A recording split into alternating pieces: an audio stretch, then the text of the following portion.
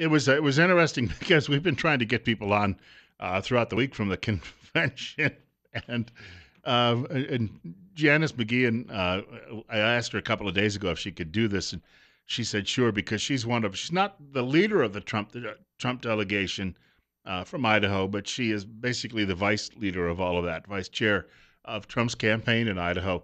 So that's technically probably not her title.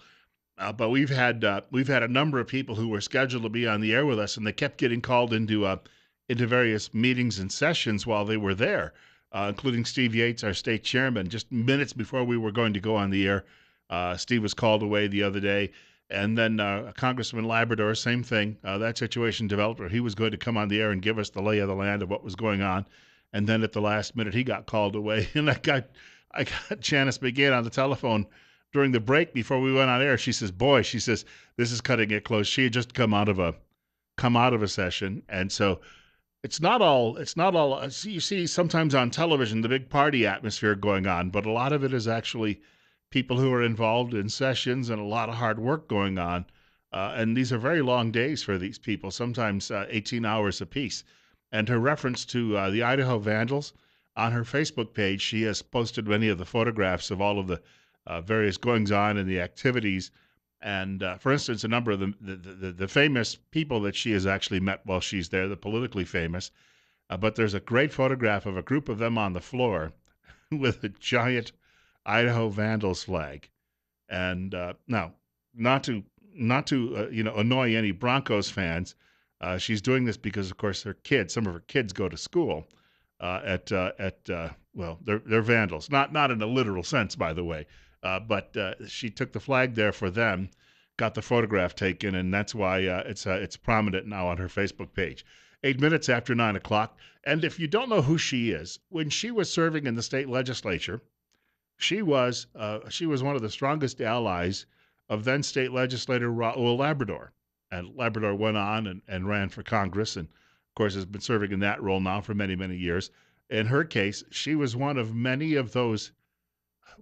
Even before the Tea Party, you had people who were thinking along Tea Party lines. She was from a group of legislators, very constitutionally oriented, who term limited themselves. So after they served for a number of years in the state legislature, then they said, okay, we made a pledge, we're going home. But she was rumored this last year to be a potential challenger to Congressman Mike Simpson, and yet decided not to do that. And somewhere down the road, if he retires, I think her name will be floated as a potential replacement for that congressional seat. So if you don't know her, you may be hearing a lot from her in just a few years right here in the Magic Valley. 10 minutes after 9 o'clock, Bill Colley on Top Story on News Radio 1310, KLIX, and newsradio1310.com. 69 right now, and we are headed for about 100 degrees in some parts of the valley today. Some places maybe not quite that. Obviously, some may break that barrier, but it's the hottest day over the next couple of weeks. If you're looking at the long-range forecast, this is going to be today. After all of the heat at the Republican convention last night associated with a speech from Ted Cruz, it almost seems that Mike Pence's address, which came afterward, was overshadowed. Here are a few short clips from the man who will be America's next vice president while he speaks to the assembled. Until now, he's had to do it all by himself against all odds. But this week, with this united party, he's got backup. And on November 8th, I know we will elect Donald Trump to be the 45th president of the United States of America. He perseveres. He's gone about as far as you can go in business, but he's never turned his back on the working men and women who make this country grow. Hillary Clinton wants a better title, and I would too if I was already America's Secretary of the Status Quo. Now, media, of course, because they don't like any of the Republicans, and we were talking about this in the last segment of the program, Ron Fournier, who some of you may know, he's a frequent guest on the panel on Special Report with Bret Baier. He has a piece at National Journal today saying that this is an angry Republican convention. My friends, I have been watching conventions as long as I almost can remember in life. As I said the other day, the first one I have any memory of is 1968, and both Republican and Democrat conventions. The Democrats had a riot that year, Republicans had a convention. and I've been watching them closely ever since. These are not, you're running to win. So you're not going to sit at your convention if you're a Republican and say, well, that Barack Obama's a nice fella. We're only $19,400,000,000 officially, or $400 million officially in debt right now. But he's a good guy. And that Hillary, yeah, sure, she may make a lot of noise and it may be grating to hear her, but look who she had to put up with. But you know what? Vote for me. It's not going to work. And I assure you that the Democrats next week aren't going to be throwing rose petals at Republicans. But media will never say, come Philadelphia next week, the Democrats are being mean-spirited at their convention. Why is that? Well, the mainstream media in this country is a wholly owned subsidiary of the DNC, Democrat National Committee. I don't know any other way to put it. Your average reporter on the street is nothing but a flaming liberal, and they can't stand Republicans, and they will do whatever they can to disparage what's going on in Cleveland this week for that reason. Bill Colley with you on Top Story. It's 9:13. And, of course, our telephone number, if you'd like to reach our program today, 736-0300, 736-0300, and my email address, bill.colley@townsquaremedia.com. That's bill.colley@townsquaremedia.com. I don't watch enough CNN, which is to say I watch basically none of it, to even know how to pronounce the names of many of the people who work there. I can pronounce Chris Cuomo, yeah, Chris. I can pronounce Chris Cuomo because I knew his dad, and I know his older brother, because I used to have to go actually interview those insufferable people. But other than that, most of the folks at CNN are just complete ciphers to me, as I'm sure they are to most Americans. If you're a network television reporter in this day and age, if you needed to go into the witness protection program, they can send you over to CNN, sometimes jokingly called the Clinton News Network, aka CNN. And I think the name of this reporter at CNN is Kate Bolduan, and she's harassing Republican Joe Borelli. He's a New York State legislator, and he's a supporter of Donald Trump, about his response. And the response in the speech, the response from the public to Chris Christie the other night. Take a listen to the tone of her voice. Lock her up, lock her up, lock her up. Obviously speaking about Hillary Clinton. Do you like that is the message that came out of last night? I can see why Democrats are upset about it, because it underlies the Republican message that Hillary Clinton is unfit for public office, primarily because, you have Director Comey out there basically chapter and verse indicting her without indicting her. Yeah, there you go. She's a crook, by the way, if you didn't know that already. She sold her country down the river, if you didn't know that already. Yes, but they were chanting, lock her up. That's not nice. Well, I'm sorry, but if it was anybody else, if it was any common man or common woman, they'd be going to jail. There's a story this morning on the AP wire about a woman from Jerome who went to jail for a lot less. And yet, the media thinks this is okay. And that if people think that Hillary Clinton should be in prison, they think, oh, how dare you? Oh, she's so wonderful. I mean, just look at that wonderful way she dresses. Yeah. Omar, the tent maker, making a fortune this campaign season. You're up next. You're on the air with Bill Colley on Top Story at 9:15. Well, a couple comments. Chris Christie the other night, I really have never been a big favorite of his, but I can guarantee you that's the message that needs to be resonated over and over and over about Hillary being, untruthful and all of the things there, that she's guilty of all of those things.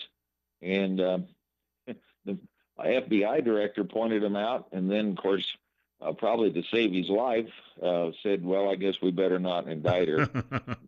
And think about it. I mean, there's like about 50 bodies that Clinton associates.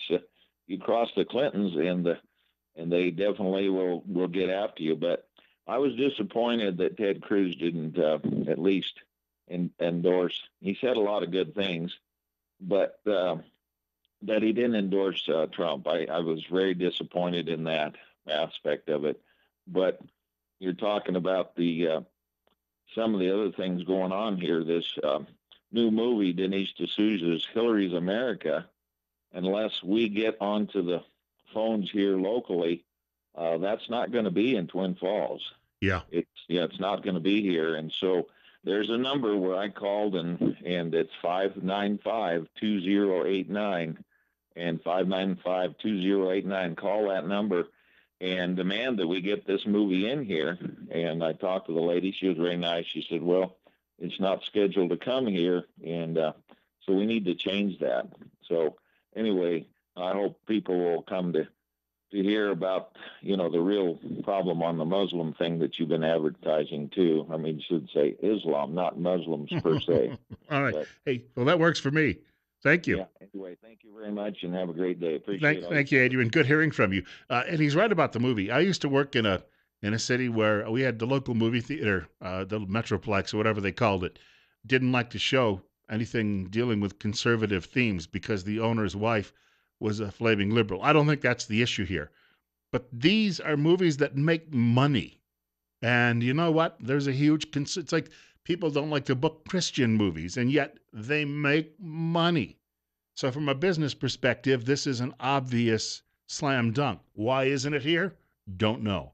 You're up next. You're on the air on KLIX at 9:18. Good morning, Bill.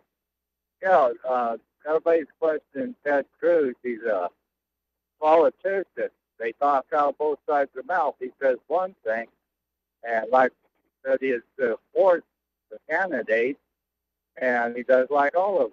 He just lied about it.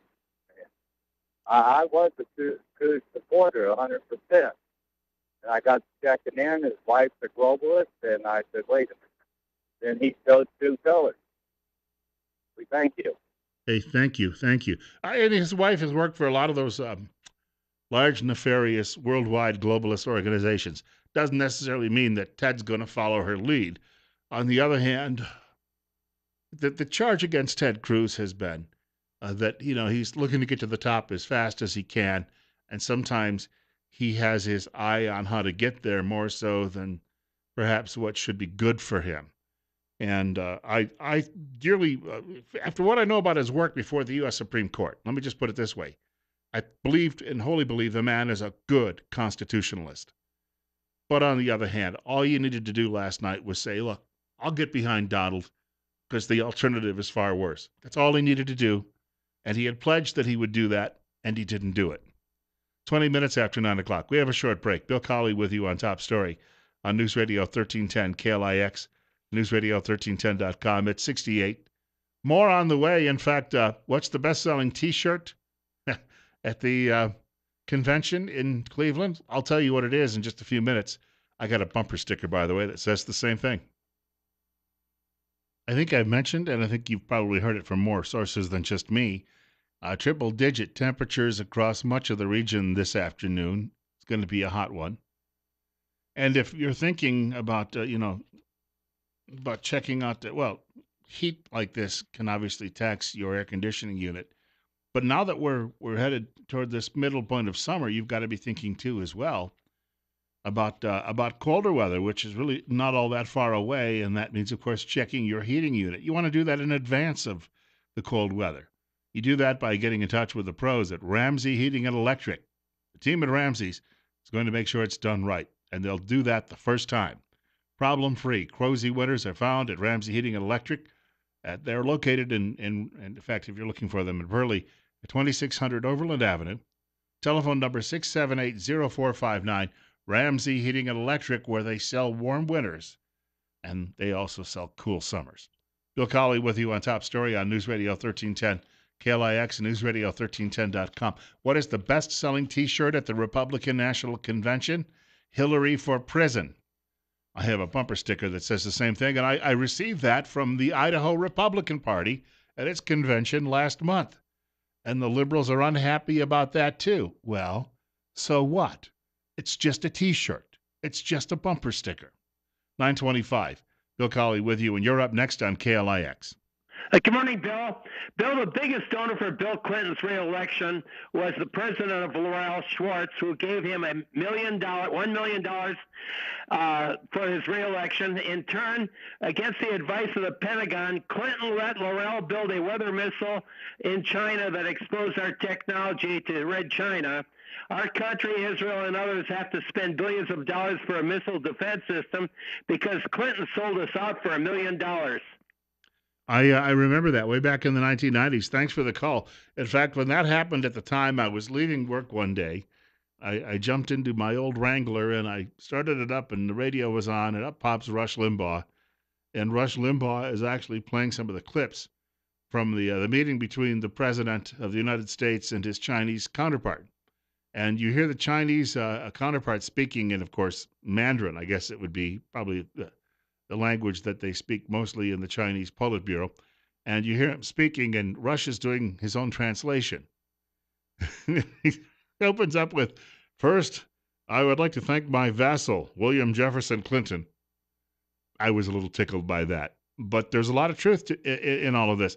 And the number of people the last few days have either called or they've sent me details about the Clinton Foundation. Again, this is a crime syndicate, folks. And they get a pass from mainstream media because all of your newspaper editors are so worried about being able to marry, the horses, cows, and pigs in the backyard that they would rather have Democrats in office, no matter how crooked they are, than someone who would actually consider turning this country around. And if, they're calling Ted Cruz selfish, if you want to marry some farm animal, I would think that throwing the country overboard in exchange for that is even more selfish. 927, you're up next. You're on the air with Bill Colley at 69. Welcome to the show. Yeah, Bill, I agree with you that Donald Trump will probably only hold one term. The thing is, if he fully understands the power of the office the way Obama does, then he could fix every ailment in this country with 2 executive orders. The first executive order would be that no church can be incorporated or accept any benefits whatsoever from this government. Thereby, they live by law. They are not unequally yoked together with unbelievers. The second executive order would be to annihilate every executive order all the way back to the first one that was written immediately after we lost the constitutional republic. That would be George Washington. No. Till we lost the constitutional republic after the Congress adjourned sine die because they couldn't hold a quorum. Back in 1933. 1861. Ah, okay. Well, that's when the first executive order was written. And it was actually written by George Washington. Well, the number one is under President Lincoln. There is a discrepancy here, and I will admit that. What the order that George Washington sent out, he advised his staff to go buy ink for their pens. So that's a vast difference from whatever came afterwards. Well, the reason the Civil War happened is because by 1857, most of the churches were incorporated under the government, looking to the government for the right to exist. And now God is no longer sufficient to give them the right to exist. I thank you much for the telephone call, and I want to make that clear on Washington. George Washington was not trying to usurp any power by that. It is true. He was the first executive order, but it was simply advising his staff, look, guys, we can't write any papers here if you don't have any ink in your inkwells. So he issued an executive order to go buy some more ink. That's a far cry from the rule by fiat that modern presidents do. We're coming up on 9:30. Hey, I'm sorry. I got some more telephone calls in a few minutes. It's 70 right now. Bill Colley with you on Top Story on News Radio 1310. KLIX and newsradio1310.com. One more half hour of the program left. Also, a couple of notes here about speaking of big government. A fellow told me, actually, it was Mike Damer. I saw him on Monday night in Jerome, and I think I got the gist of what he was talking about. But some ranchers throughout the West are talking about creating their own fire corps because they're disappointed with the way the Bureau of Land Management is handling that duty. If I got that right, this could be a real assertion of some sovereign rights. Details ahead.